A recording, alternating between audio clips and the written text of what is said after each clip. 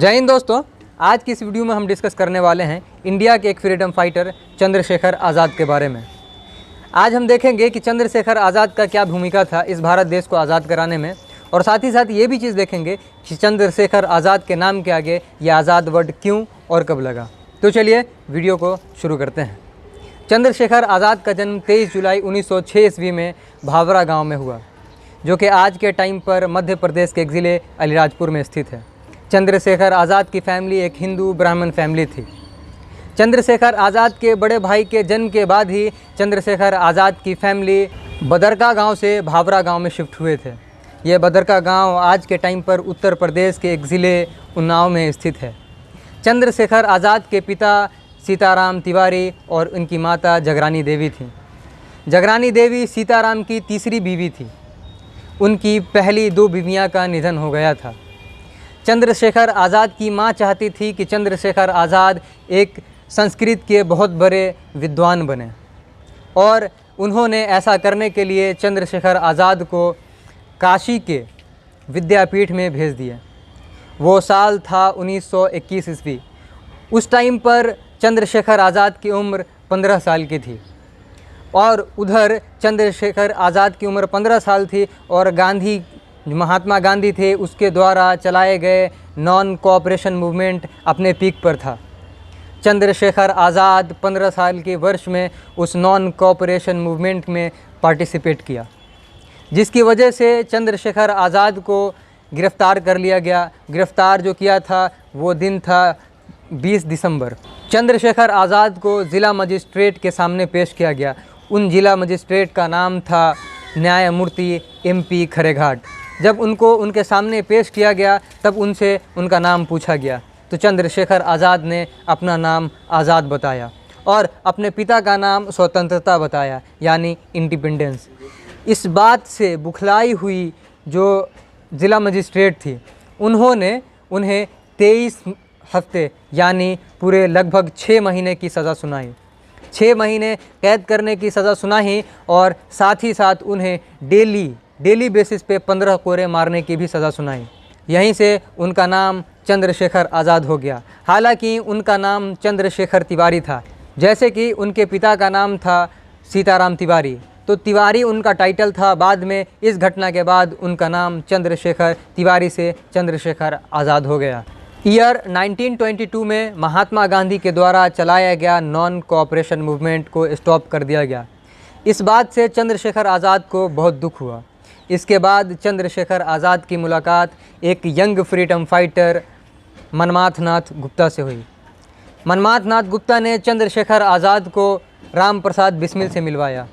राम प्रसाद बिस्मिल से मिलने के बाद चंद्रशेखर आज़ाद ने एक संस्था को ज्वाइन किया, जिसकी शुरुआत राम प्रसाद बिस्मिल, अशफाकुल्ला खान और भी कई सारे फ्रीडम फाइटर हैं जिन्होंने मिल करके इसकी नींव रखी थी। उसका नाम है हिंदुस्तान रिपब्लिकन एसोसिएशन। इससे चंद्रशेखर आज़ाद जुड़ने के बाद एक एक्टिव मेंबर बन गए। चंद्रशेखर आज़ाद इस ऑर्गेनाइजेशन से जुड़ने के बाद इसके लिए फ़ंड इकट्ठा करना शुरू कर दिया। इस ऑर्गेनाइजेशन के लिए जितने भी फ़ंड इकट्ठे होते थे, उसमें से ज़्यादातर रॉबरी किया करते थे।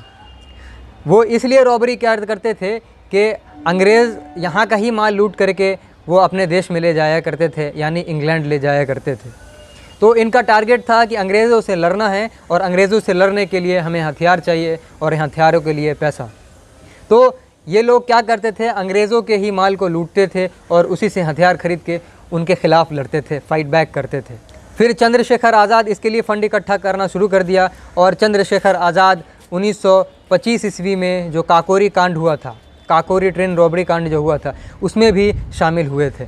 1928 में लाहौर में जॉन पी सॉन्डरसन की शूटिंग में भी शामिल थे, जो कि हमारे एक फ्रीडम फाइटर लाला लाजपत राय की हत्या का बदला था। और अंत में भारत के ट्रेन के वॉइस रॉय को उड़ाने में भी उनका हाथ था। चंद्रशेखर आज़ाद ने हिंदुस्तान रिपब्लिकन एसोसिएशन जो बिखर चुका था, उनका पुनर्गठन किया, और उसका नाम हिंदुस्तान सोशलिस्ट रिपब्लिकन एसोसिएशन रख दिया।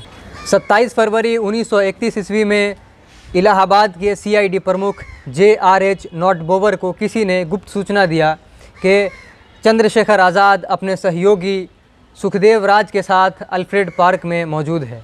फिर क्या था, पुलिस ने उस पार्क को चारों तरफ से घेर लिया और नॉट बोवर ने डीएसपी विश्वेश्वर सिंह के साथ और अन्य कई और राइफल से लैस सैनिकों के साथ उस पार्क में इंटर किया।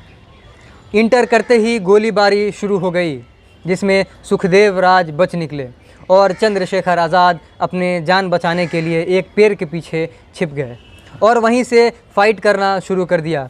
वहीं से उनके ऊपर जो फायर बैक किया, गोली चलाई, जिसमें डीएसपी विश्वेश्वर सिंह के जबड़े में और जो नॉट बोवर थे उनके दाहिने हाथ के हथेली में गोली लगी। इस फाइट के दौरान चंद्रशेखर आज़ाद ने पाया कि अब उनके पास सिर्फ एक गोली बची है।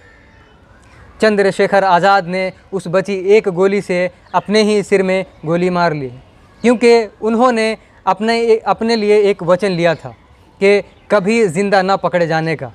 वो कभी ज़िंदा ना पकड़े गए। वो एक ही बार पकड़े गए थे जब वो 15 वर्ष के थे और गांधी जी के द्वारा चलाए गए नॉन कोऑपरेशन मूवमेंट में पार्टिसिपेट किए थे। उसके बाद उन्होंने अपना नाम आज़ाद रखा और उसके बाद एक संकल्प लिया कि वो कभी ज़िंदा ना पकड़े जाएंगे। उन्होंने कई कांड किए, यानी कई ऐसे मूवमेंट किए जिसकी वजह से आज हमारा भारत देश आज़ाद हुआ, जैसे काकोरी कांड। ऐसे और भी चीज़ हैं जिनमें उनका पार्टिसिपेट था।